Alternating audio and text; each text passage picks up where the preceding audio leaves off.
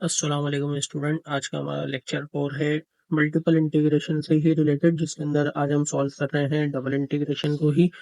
हमारे पास एग्जांपल है कि भाई आई बराबर है, मतलब कि इंटीग्रेशन बराबर है डबल इंटीग्रेशन के, जिसकी अपर लिमिट है 5 और लोअर लिमिट है 0 और अपर लिमिट है 1 और लोअर लिमिट है -1। और क्वेश्चन हमारे पास एक्स वाई ई पावर -x, ये सब मल्टीप्लाई है और अपॉन में वाई स्क्वायर प्लस 1 और डी वाई और डी एक्स। ठीक है, जिन्होंने प्रीवियस वीडियो देखी हुई है, प्रीवियस लेक्चर देखा हुआ है, उनको ये बात पता है कि भाई ये जो इंटीग्रेशन है ये y के लिए है, मतलब जो लिमिट है y के लिए है, और ये जो लिमिट है ये आपके पास x के लिए है। ठीक है स्टूडेंट, तो जिसने प्रीवियस लेक्चर नहीं देखा तो जो है वो प्रीवियस वीडियोस को वॉच आउट कर ले, ताकि जो है आपके लिए ये वाले जो क्वेश्चन है ये बहुत इजीली आपको और मजीद समझ में आ जाएगा, क्योंकि इसके अंदर हम जो है इंटीग्रेशन बाय पार्ट्स का भी इस्तेमाल करेंगे और इसके अंदर हम सब्स्टिट्यूट मेथड भी इस्तेमाल करेंगे। जो इससे पहले वाला लेक्चर है उसके अंदर हमने सब्स्टिट्यूट मेथड इस्तेमाल किया है, तो ये है कि आपको पता चल जाएगा कि किस तरीके से सब्स्टिट्यूट मेथड का इस्तेमाल करना है। तो आज हम इसके अंदर ये भी सीखेंगे कि भाई कहाँ पर इंटीग्रेशन बाय पार्ट्स इस्तेमाल होगा और कहाँ पे सब्स्टिट्यूट मेथड इस्तेमाल होगा। ठीक है, अब ये है हमारे पास वही क्वेश्चन, हमने इसको एज इट इज उतार लिया। अब जो हमारे जो प्रीवियस लेक्चर थे उसके अंदर मैंने आपको एक चीज बताई थी कि भाई ये जो आपके पास क्वेश्चन है ये सब मल्टीप्लिकेशन की फॉर्म में है। ठीक है, तो हम इसको इस तरीके से भी लिख सकते हैं, integration upper limit 5 lower limit 0। अब ये हमें पता है ये x के लिए है, तो यहाँ पे x की वैल्यू क्या है, ये x है और e पावर -x है, ये दोनों आपस में क्या हो रहा है, मल्टीप्लाई। तो हम इसको ऐसे लिख लें, x e पावर -x और यहाँ पे आ गया इसके साथ dx। ठीक है, फिर मल्टीप्लाई इंटीग्रेशन 1 और -1, फिर ये हो गया y upon Y square plus 1, इसको हम यहाँ लिख लें y upon Y square plus 1, और यहाँ पे आ गया ये dy।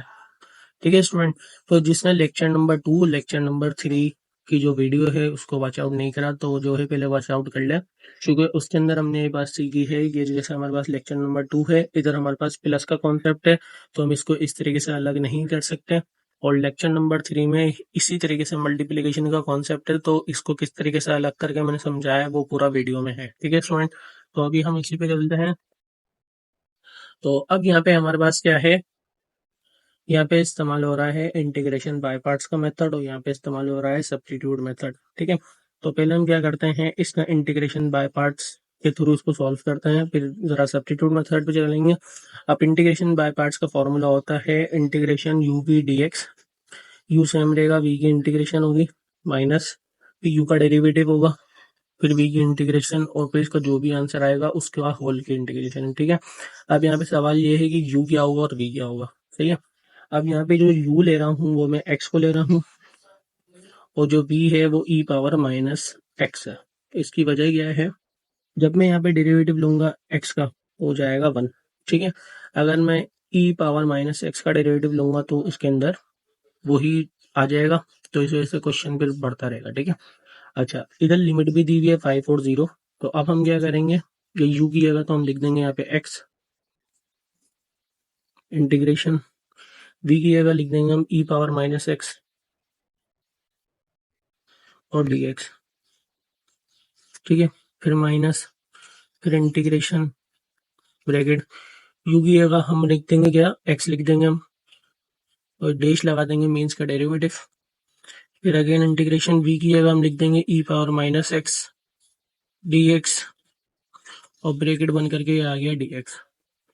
अच्छा, यहाँ पे अब दी हुई है लिमिट 5 और 0। अब सवाल ये है कि भाई लिमिट कहाँ आएगी, तो लिमिट इसमें कहाँ आती है, इंटीग्रेशन बाय पार्ट्स के अंदर एक ब्रैकेट आप लगाओगे यहाँ पर, एक लिमिट आएगी यहाँ पे। ठीक है, और यहाँ पे लिमिट नहीं आएगी, मतलब कि दो इंटीग्रेशन की साइन है तो यहाँ पे लिमिट नहीं आएगी, सिर्फ यहाँ पे लिमिट आएगी 5 और 0। तो ये कुछ स्टूडेंट गलती करते हैं, यहाँ पे लिमिट लगा देते हैं, यहाँ पे लिमिट लगा देते हैं, जिससे आपका आंसर नहीं आएगा। ठीक है स्टूडेंट, तो अब हम चलो इसको सॉल्व करते हैं। ये x का x रहेगा, e पावर -x की जो इंटीग्रेशन होती है वो होती है e पावर -x की होती है, और इसकी पावर का अगर हम डेरिवेटिव लें तो हो जाएगा -1। ये आ गई इसकी लिमिट 5 और 0। फिर आ गया माइनस इंटीग्रेशन 5 और 0, इसका डेरिवेटिव हो गया हमारे पास 1। ठीक है। अच्छा भाई, इसकी हम लेंगे वही इंटीग्रेशन, तो इसकी भी वही आ जाएगी ई पावर माइनस एक्स, और ब्रैकेट में आ जाएगा -1, और यहाँ पे आ जाएगा बाहर वाला dx। ठीक है। अच्छा भाई, ये हो जाएगा हमारे पास प्लस माइनस माइनस एक्स ई पावर माइनस एक्स, तो ये हो जाएगी 5 और 0, ये हो जाएगा माइनस माइनस प्लस। अच्छा, 1 तो खत्म हो गया। अब ले लेते हैं हम इसकी इंटीग्रेशन। ठीक है, 1 यहाँ से खत्म हो गया, इसकी इंटीग्रेशन लेंगे तो वही आ जाएगा ई पावर माइनस एक्स, और साथ में माइनस का 1, और ब्रैकेट ला के 5 और 0। ठीक है। अच्छा, उसके बाद ये हमारे पास सेम रहा, इस माइनस को मैंने बाहर निकाल दिया है। ठीक है, ये हो गया भाई प्लस माइनस माइनस, तो यहाँ पे बचा ई पावर माइनस एक्स, तो ये आ गया हमारे पास 5 और 0। अब कर लेते हैं अप्लाई लिमिट, इसके ऊपर अलग होगी, इसके ऊपर अलग होगी। तो लिमिट का फॉर्मूला क्या होता है, upper limit minus lower limit, तो माइनस का माइनस रहेगा, ब्रैकेट। अपर लिमिट क्या है भाई, 5 है, तो एक्स की जगह 5, और ई पावर माइनस एक्स की जगह भी 5, ये हो गई upper limit, minus lower limit कितनी है, 0, एक्स पावर एक्स की जगह 0, और ई पावर माइनस एक्स की जगह भी 0। ठीक है, फिर माइनस, इसी तरीके से यहाँ पे जो अपर लिमिट है वो है 5, तो हो गया ई पावर -5, फिर माइनस लोअर लिमिट आ गई 0। ठीक है। अच्छा, यहाँ पे बचेगा हमारे पास माइनस का 5 ई पावर -5, ये हो जाएगा 0।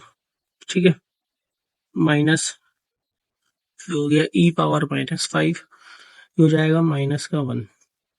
अब 1 का रीजन क्या है, इसका 1 होने की वजह, ये लिखा हुआ है ई पावर -0। ठीक है, हम इसको ऐसे भी लिख सकते हैं भाई 1/e⁻0, और किसी भी नंबर के ऊपर जब पावर 0 होती है तो 1 के बराबर होता है, तो हो गया 1/1, तो इसका पूरे का आंसर बचेगा सिर्फ 1, तो इस वजह से मैंने इसको 1 लिख दिया। ठीक है। अच्छा, अब उसके बाद ये हो गया माइनस का 5 ई पावर -5, माइनस प्लस माइनस ई पावर -5, माइनस माइनस प्लस का 1। ठीक है, ये हो गया माइनस का, ये हो गया माइनस का, तो हो गया माइनस माइनस हो गया प्लस, तो हो गया माइनस का 6 ई पावर -5 प्लस का 1। ठीक है, अब हम क्या करेंगे, ई की वैल्यू जो होती है हमारे पास उसको पुट करेंगे, और 6 से उसको मल्टीप्लाई करेंगे, फिर +1 कर देंगे, तो जो भी आंसर बनेगा वो हम यहाँ पे आंसर लिख रहे हैं। ठीक है स्टूडेंट, तो स्टूडेंट इसका हमारे पास आंसर आ रहा है 0.9595। ठीक है, पॉइंट क्या था, हमने 4 वैल्यू ले ली हैं, तो इसका हमारे पास आंसर आया 0.9595। अब चलते हैं इस वाले के ऊपर, सब्स्टिट्यूट मेथड के ऊपर, उसका देखते हैं हमारे पास आंसर क्या आता है। अब ये आ गया हमारे पास सब्स्टिट्यूट मेथड, इसके अंदर आपको पता है भाई इंटीग्रेशन दी हुई है y/y² + 1। अपनी इक्वल इंटीग्रेशन को सॉल्व करने के लिए हमने सपोज कर लिया कि ये t के बराबर है। अब हम लेते हैं इसका derivative with respect to y, तो हो जाएगा dt/dy, ये हो जाएगा आपके पास 2y, और ये हो जाएगा 0।